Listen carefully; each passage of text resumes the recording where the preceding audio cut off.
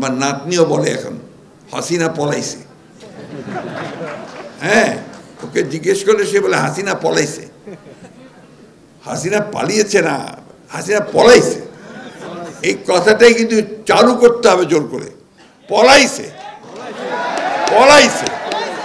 আমার কাছে ভাই এই বয়স্ক মানুষ, জীবনের প্রায় শেষ সময় এসে গেছি, একটাই অনুরোধ যে আমরা যেটা অর্জন করেছি সেটা যেন আমাদের বৃথা না যায়।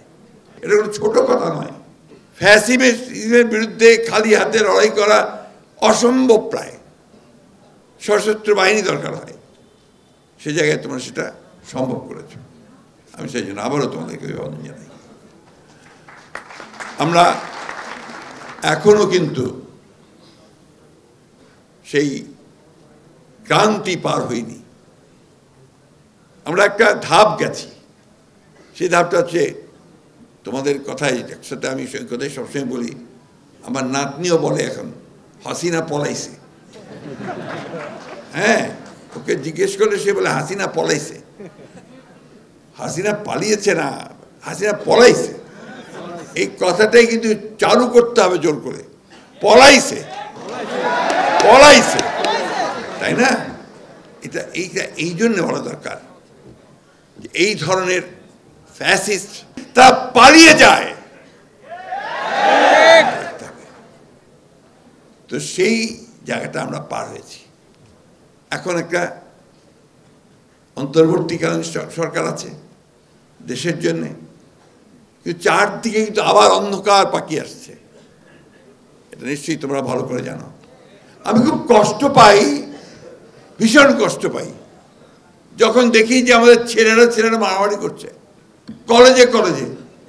এই এখন যখন তোমরা এত বড় একটা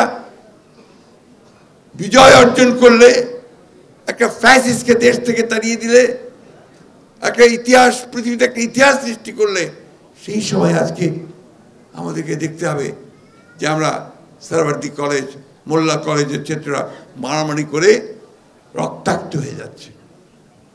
এটা তো কোনো মতেই গ্রহণযোগ্য নয়। You must rise again. এটার বিরুদ্ধে রুখে দাঁড়াতে হবে। এটা একটা চক্রান্ত, এটা একটা ষড়যন্ত্র। এবং তোমাদের দায়িত্ব হচ্ছে এদেরকে বোঝানো যে this is not the way, এটা রাস্তা নয়। আমি আবারও খুব ভীত হই যখন দেখি ইসকনের নামে, ধর্মের নামে একজন আইনজীবী নিহত হয়ে পড়ে থাকে, রক্তাক্ত। এই তো বাংলাদেশ আমরা দেখতে চাইনি। আমরা তো একটা নতুন জায়গায় এসেছি, নতুন স্বপ্ন দেখছি, নতুন দিগন্ত দেখছি। সেখানে এই ধরনের ঘটনা তো আমরা দেখতে চাই না। এখানে তোমাদের ভূমিকা আরো বেড়ে গেছে। সিল্কোর সিল্ক অ্যান্ড শাইন, যাতে আছে আর্গান অয়েল ও ওট প্রোটিনের গুডনেস, যা আপনার চুলকে রাখে হেলদি অ্যান্ড শাইনিং। আমি খুব খুশি হতাম যদি দেখতাম যে আমাদের বৈষম্য বিরোধী ছাত্ররা লক্ষ লক্ষ ছাত্রদের মিছিল নিয়ে বেরিয়ে এসছে যে আমরা শান্তি চাই, আমরা এই ধরনের ঘটনা দেখতে চাই না। তাহলে আমি খুশি হতাম। যাই হোক, ইতিমধ্যে অনেকেই এর প্রতিবাদ করেছে।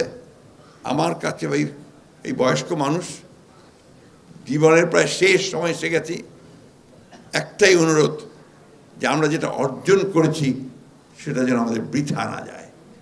কারণ সীমান্তের ওই পারে ফ্যাসিস্ট বসে আছে, তাই না? সীমান্তের ওপারে বসে আছে, ওখান থেকে নতুন নতুন চক্রান্ত ষড়যন্ত্র করা হচ্ছে। প্রতি মুহূর্তে তারা এক একটা ঘটনা ঘটিয়ে সেটাকে ফেনাপ করে পৃথিবীতে বিশ্বে দেখাতে চায় যে বাংলাদেশ নাকি মৌলবাদীদের দেশ হয়ে গেছে, বাংলাদেশে নাকি এখানে সমস্ত সংখ্যালঘু ভাইদেরকে নির্যাতন করা হচ্ছে। এটা করছে না? কি হচ্ছে? করা হচ্ছে। ভারতের পত্রপত্রিকাগুলো থেকে, আমাদের সোশ্যাল মিডিয়াতে এমনভাবে রাখা হচ্ছে যেন বাংলাদেশে এখন এই ধরনের সমস্ত নিকৃষ্ট ঘটনা ঘটছে। ঘটনা তো তা না। তারা কারা এটা করছে, কেন করছে? আমি কথা এই জন্য বলছি যে এই আনন্দে আমাদের থাকার কোনো অবকাশ নাই যে আমরা জিতে গেছি, সব হয়ে গেছে।